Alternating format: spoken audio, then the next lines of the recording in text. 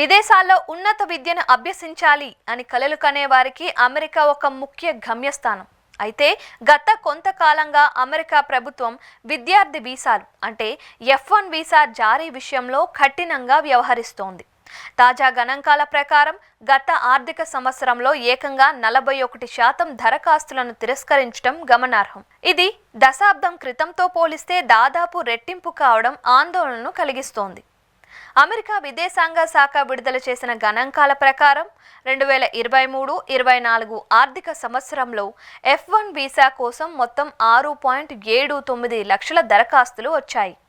దురదృష్టవశాత్తు వీటిలో 2.79 లక్షల దరఖాస్తులను అధికారులు తిరస్కరించారు. అంతకు ముందు సంవత్సరం 2022-23లో కూడా ఇదే పరిస్థితి కొనసాగింది.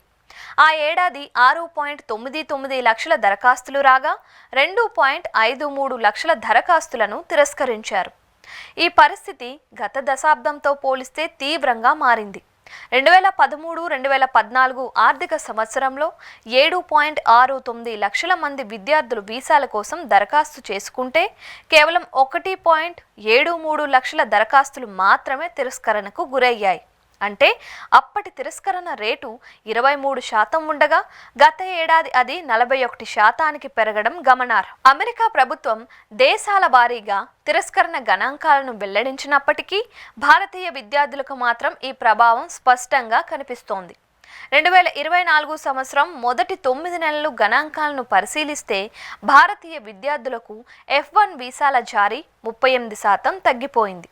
కోవిడ్ మహమ్మారి తర్వాత భారతీయ విద్యార్థులకు ఈ స్థాయిలో వీసాల సంఖ్య తగ్గడం ఇదే మొదటిసారి. బ్యూరో ఆఫ్ కాన్సులర్ అఫైర్స్ నెలవారీ నివేదికల ప్రకారం 2024 జనవరి నుంచి సెప్టెంబర్ మధ్య కేవలం 64,000 మంది భారతీయ విద్యార్థులకు మాత్రమే F1 వీసాలు జారీ చేయబడ్డాయి.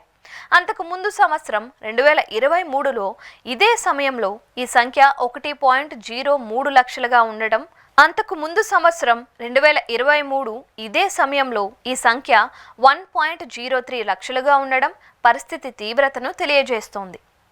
F1 వీసా అనేది అమెరికాలో పూర్తి స్థాయి విద్యను అభ్యసించాలి అనుకునే అంతర్జాతీయ విద్యార్థుల కోసం ఉద్దేశించిన నాన్ ఇమ్మిగ్రెంట్ వీసా. అమెరికాలో విద్యా సంస్థలు సంవత్సరానికి 2 సార్లు ప్రవేశాలను కల్పిస్తాయి.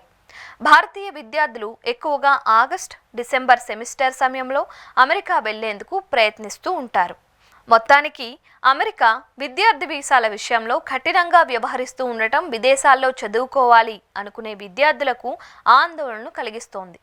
దరఖాస్తుల తిరస్కరణ రేటు పెరుగుతూ ఉండడంతో విద్యార్థులు మరింత జాగ్రత్తగా దరఖాస్తు చేసుకోవాల్సిన అవసరం ఏర్పడింది.